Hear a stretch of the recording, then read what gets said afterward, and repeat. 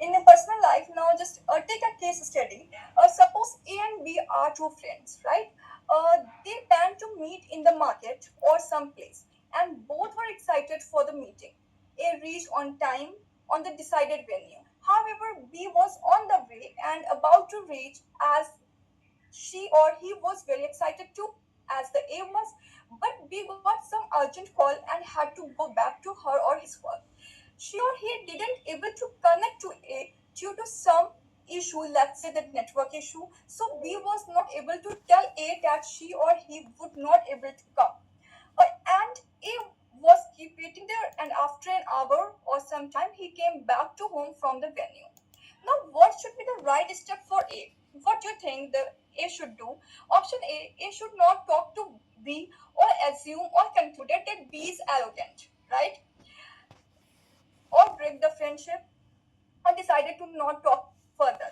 Now, option B, A should tell B that he was waiting and he felt upset when she or he didn't reach. Which option do you feel more appropriate? Option B, right? Option B is more appropriate because it opens door to discussion or communication. When they talk to each other, A will come to aware about the situation of B, and no further misunderstandings can take place on this, right? A will come to know that B was about to come, but he has some important piece of work. So while in option A directly jumps to the conclusion, which is actually not true, and it creates the misunderstanding. So, effective communication is strengthening or build strong relationships. This is the same thing which happens in professional settings as well. Suppose all employees know about projects objectives, their responsibilities, they know about their responsibilities, right? Deadlines, and if a difficulty arises, then open communication is also allowed, which enables the team to discuss it and solve it most probably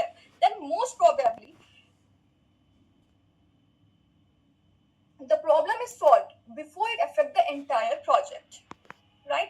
If the communication is done effectively. However, if proper communication system is not arranged, then there may be the possibility of delay or entire project may get affected.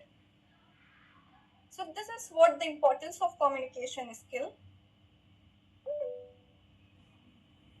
Now, 7 C's of communication.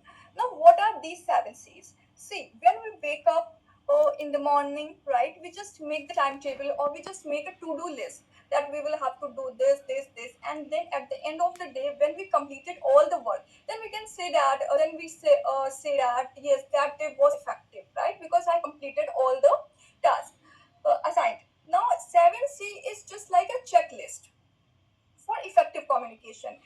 If one followed these steps, then most probably the opposite person or the receiver received the message more accurately or interpreted the message more accurately, right? So, what are these 7 C's? This is clear, concise, concrete, correct, coherent, complete, courteous. What is the meaning of clear? Message should mention proper reason and purpose, that why the message is written. It should be properly mentioned in the message, right? The purpose of the message should be mentioned. Use simple and understandable language. Use simple language. Don't use the fancy language. It may look good better, but it can create confusion. Now, concise should not contain message should not contain unnecessary words or fillers, right? Concrete, use specific facts or clear data. Be concrete. Suppose we have to submit the report at 4 p.m. So it is better to mention to submit the report at 4 p.m. rather to submit a report today, right? Now, correct. Accurate information, proper grammar and spelling should be there. Coherent means logical arrangement of idea. So it is easy for the receiver to follow. Complete. Now, what does it mean complete?